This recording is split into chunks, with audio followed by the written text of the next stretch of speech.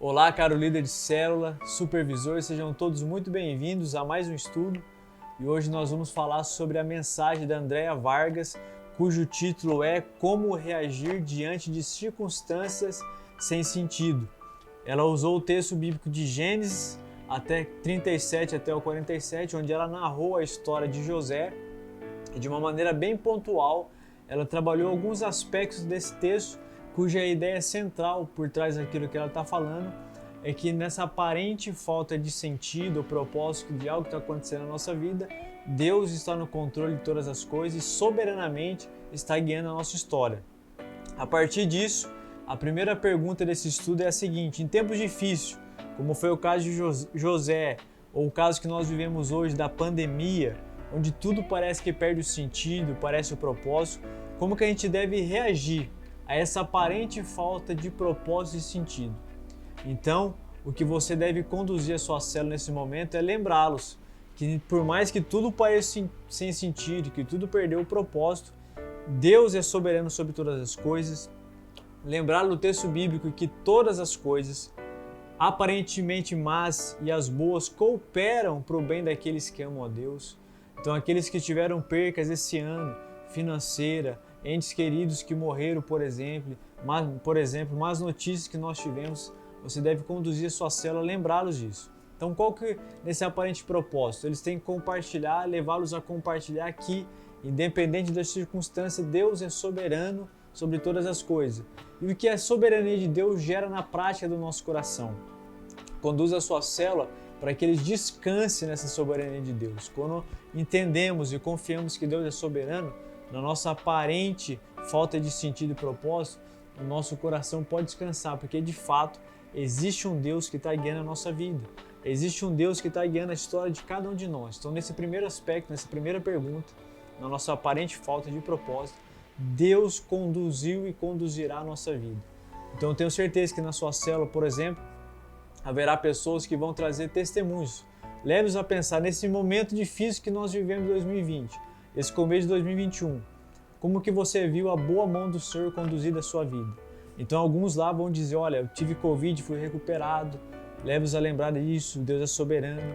Alguns começaram, por exemplo, talvez a namorar, a noivar, mesmo em tempo de pandemia, a casar em tempos de pandemia. Então, é Deus guiando a nossa história. Naquele que é uma aparente falta de sentido, Deus de fato está guiando a nossa vida em todos os aspectos. A segunda pergunta que ela tratou está lá em Gênesis 37:5, que é a base. A história de José demonstrava que Deus tinha algo na vida dele, mas que o modo como ele compartilhou o seu sonho fez com que os irmãos começassem a odiá-lo e sentir inveja deles. Então, existe um José que crê no sonho que Deus deu para ele, e existe uma família que não crê naquilo que Deus está fazendo na vida de José. A pergunta número 2 é a seguinte: como é que nós podemos lidar com familiares que não são cristãos e os familiares e os nossos amigos, nosso círculo social também que não são cristãos? Então essa é a segunda pergunta.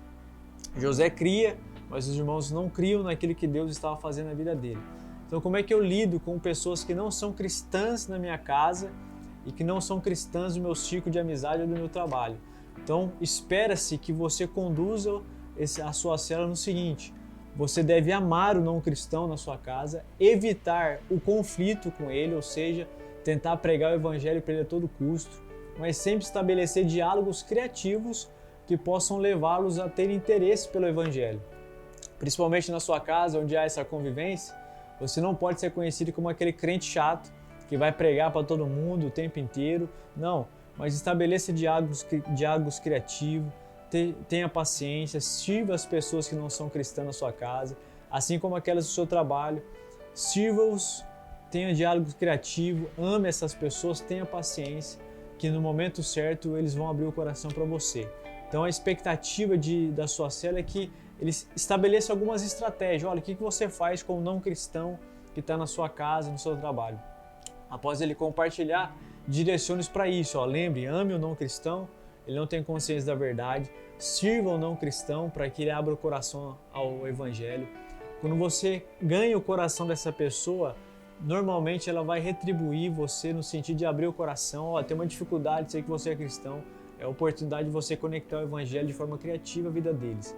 Então, lide com o não cristão a partir dessas considerações que nós citamos aqui. E a terceira pergunta fala o seguinte: José foi vendido como escravo, né, ao Egito e tudo mais. Ele passou momentos difíceis na vida dele. Só que Deus estava com ele em todos esses momentos. Então, peça para que as pessoas compartilhem realmente uma bênção que eles experimentaram em 2021. Nesses 2 meses desse ano, 2021, fala assim: olha, Deus esteve presente e está presente na nossa vida. Então, compartilhe uma bênção que você recebeu de Deus em 2021. Então, como eu já disse, eles vão poder compartilhar de coisas na área da saúde, coisas que vão ajudá-los, bênçãos financeiras, para que eles mostrem ali algo mais testemunhal.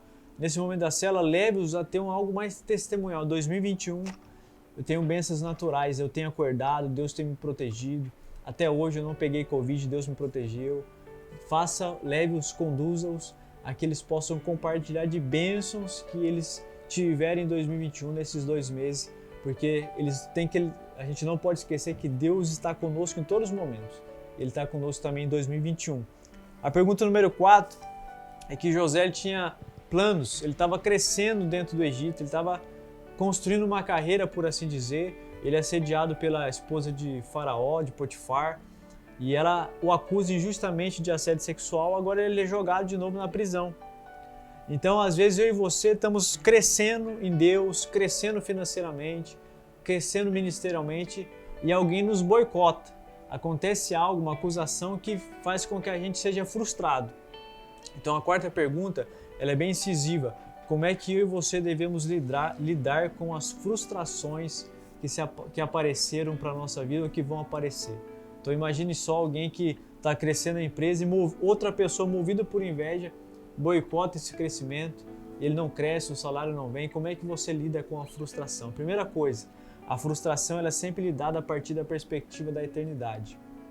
Mesmo que José talvez não tivesse entendido nada que estava acontecendo, ele vai para um estrado menor, ele vai para a prisão, ele sabia que essa frustração era momentânea. Então todas as frustrações na nossa vida, elas são momentâneas.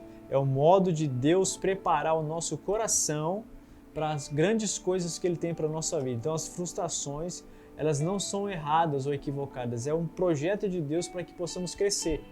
Relacionamentos que não deram certo, empresas que quebraram, problemas nas famílias, tudo isso, se você vê essas frustrações do ponto de vista da eternidade, vai gerar crescimento para a sua vida.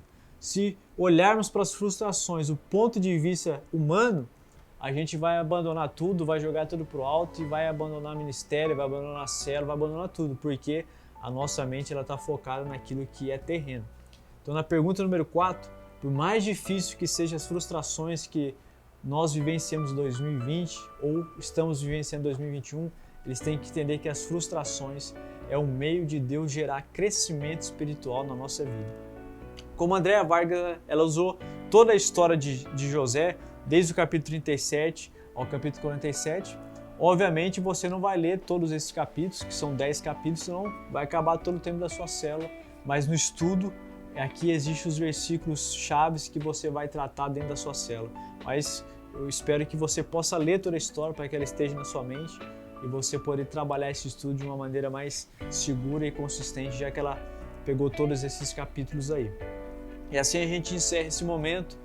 E que você nunca se esqueça que na nossa aparente falta de sentido e propósito, o nosso Deus soberano está guiando a minha e a sua história. E eu quero orar agora para que Deus abençoe a sua célula e que a sua célula seja uma bênção durante essa semana. Pai, muito obrigado por esse tempo juntos, que o Senhor sustente o teu filho e a tua filha, e assim eles possam conectar a verdade do Evangelho a esses corações, para que as pessoas dessa célula sejam edificadas pelo compartilhamento mútuo da sua palavra. É isso que nós oramos gratos. Em nome de Jesus. Amém.